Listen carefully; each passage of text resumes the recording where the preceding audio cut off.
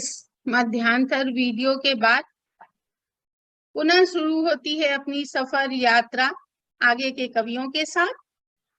और मंच पर हम बुलाना चाहते हैं जिनकी कलम में इतनी शक्ति और ताकत है कि वो जो भी लिखते हैं बहुत शक्तिशाली लिखते हैं।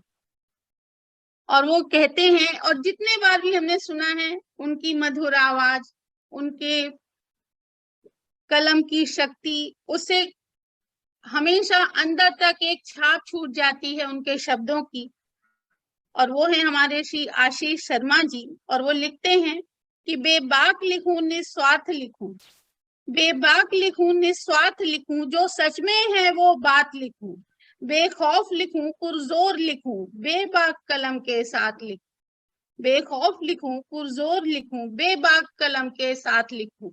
और जैसा आशीष जी कहते हैं, उनकी कविताओं में आप हमेशा उनके यही रंग देखेंगे। तो बहुत बहुत स्वागत है आशीष जी, पूरे सम्मान के साथ आपका मंच पर। स्वागत है आशीष जी, बहुत शुक्रिया मीनू जी। स्वागत आपका है। संचालन बहुत ही उत्कृष्ट है, आप रियली बधाई की पात्र हैं इतने शानदार संचालन के लिए। वास्तव में जी, मेरा ऐसा मानना है कि हास्य और व्यंग, जिसको हम लाफ्टर एंड सटायर बोलते हैं, वो सब एक दूसरे के पूरक हैं।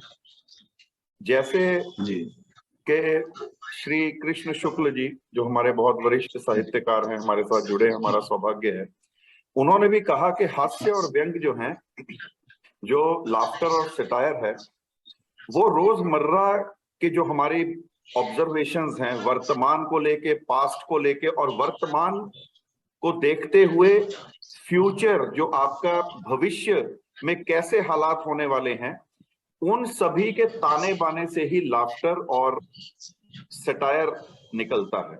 मैं बिल्कुल आपकी बात से सहमत हूं। अभी पीछे मेरा जी बहुत शुक्रिया। अभी पीछे मेरा एक वर्ल्ड रिकॉर्ड हुआ, जो आप सब जानते हैं, जिसमें मैंने 100 कविताएं 100 दिन में लिखी। World book of records UK में वो सम्मिलित हुआ रिकॉर्ड पर्यावरण पर। उसी में से ही कुछ सटायर्स, कुछ व्यंग मैं आपके समक्ष रखता हूं। पहले 2 शेर रखता हूं। उसमें एक मैंने पर्यावरण गजल भी लिखी है, जबकि आपने गजलें नॉर्मली सुनी होंगी। एक पर्यावरण गजल है, उसमें से 2-3 शेर आपके समक्ष रखता हूं। फिर मैं अपनी कविता रखूंगा जो सटायर है। कह रहा, काटो और हमको और बना लो ईंट के जंगल, काटो और हमको और बना लो ईंट के जंगल, हम तो पेड़ हैं हम चुप रहेंगे तय हुआ है, हम तो पेड़ हैं हम चुप रहेंगे तय हुआ है। तकरीर करता था जो अक्सर वृक्ष रक्षा की, तकरीर करता था जो अक्सर वृक्ष रक्षा की, जंगल काट होटल ग्रीन उसने ही बनाया है। तकरीर करता था जो अक्सर वृक्ष रक्षा की, जंगल काट होटल ग्रीन उसने ही बनाया है। सुनते हैं कि साहब लोग अब कुछ कर ही गुजरेंगे, सुनते हैं कि साहब लोग अब कुछ कर ही गुजरेंगे, सुनते हैं कि साहब लोग अब कुछ कर ही गुजरेंगे। बड़ी जल्दी में पर्यावरण पर मीटिंग बुलाया है, बड़ी जल्दी में पर्यावरण पर मीटिंग बुलाया है। जी, तो ये मीटिंग्स तक सीमित ना रहे, इसके आगे हम पर्यावरण पे कुछ काम भी करें। तो ये कुछ पर्यावरण गजल से मैंने आपको समक्ष रखे। अब एक कविता रखता हूं उसी संग्रह में से, जो 100 दिन में 100 कविताएं जो हुई, जो रिकॉर्ड हुआ, पेड़ों की हड़ताल। तो ये एक सटायर कह सकते हैं आप, इसको व्यंग कह सकते हैं। पेड़ों की हड़ताल। सुबह उठी जब ये दुनिया तो, सुबह उठी जब ये दुनिया तो लेना पाए सांस, सुबह उठी जब ये दुनिया तो लेना पाए सांस, सोच के सब हैरान हो गए कैसा हुआ बवाल, सोच के सब हैरान हो गए कैसा हुआ बवाल। रुक रुक कर थे सांस आ रहे, रुक रुक कर थे सांस आ रहे, ये कैसा भूचाल, रुक रुक कर थे सांस आ रहे ये कैसा भूचाल।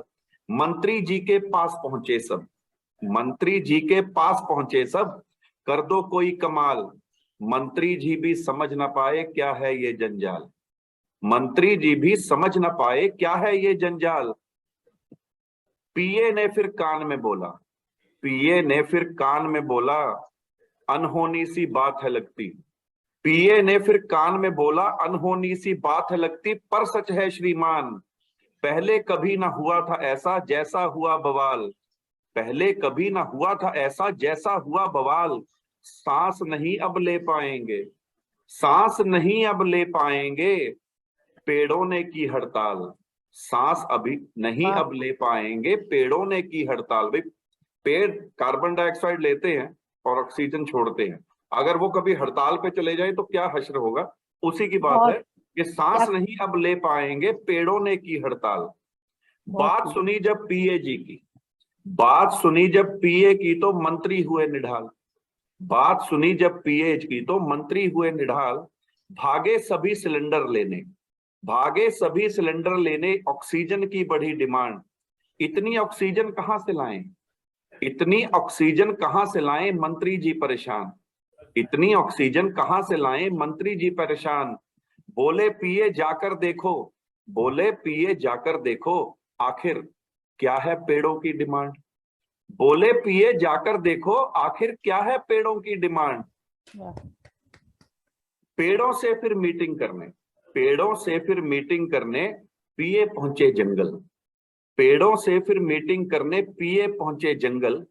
बरगद राजा हंसकर बोले हो गए सीधे मिस्टर। बरगद राजा हंसकर बोले हो गए सीधे मिस्टर। ऑक्सीजन मास्क से बोले पीए, ऑक्सीजन मास्क लगा हुआ, ऑक्सीजन मास्क से बोले पीए, कोई गलती हुई बताओ। ऑक्सीजन मास्क से बोले पीए, कोई गलती हुई बताओ। बरगद राजा, जो भी डिमांड है बरगद राजा, खुलकर मुझे बताओ। जो भी डिमांड है बरगद राजा, खुलकर मुझे बताओ। बरगद राजा हंसकर बोले, बरगद राजा हंसकर बोले, इंसान की है ये फितरत। बरगद राजा हंसकर बोले, इंसान की है ये फितरत। जब तक करे ना टाइट तुमको समझे ना तुम सिग्नल। जब तक करे ना टाइट तुमको समझे ना तुम सिग्नल। डिमांड नहीं हम अर्ज है करते, डिमांड नहीं हम अर्ज है करते। समझो जीवन का सार, काटो ना तुम हमको, हम पेड़ों को काटो ना तुम हम पेड़ों को, हमसे है संसार। समझ में आया पीए जी को, समझ में आया पीए जी को, पहुंचे मंत्री पास। समझ में आया पीए जी को, पहुंचे मंत्री पास।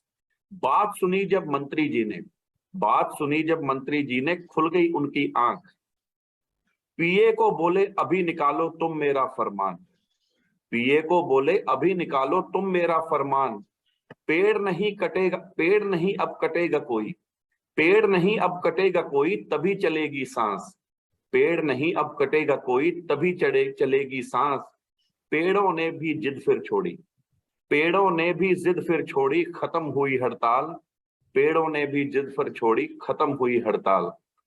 अब आप सोचिए कि अगर कभी पेड़ हड़ताल पर चले जाए तो हमारा क्या होगा। ये इसी वातावरण को लेते हुए, भविष्य को देखते हुए इस कविता का सृजन हुआ।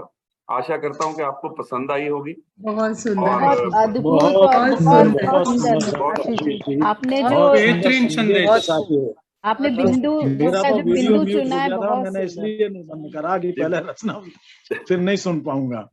बहुत अच्छी रचना लिखी है, बहुत शुक्रिया, बहुत बधाई। बहुत बढ़िया। ऐसे ही वातावरण के लिए हम सब लोग मिलकर आपकी काम कल्पना शक्ति बहुत बहुत ऊंची है। कहाँ तक पहुंची आपकी कल्पना? बहुत ही सुंदर, बहुत सुंदर।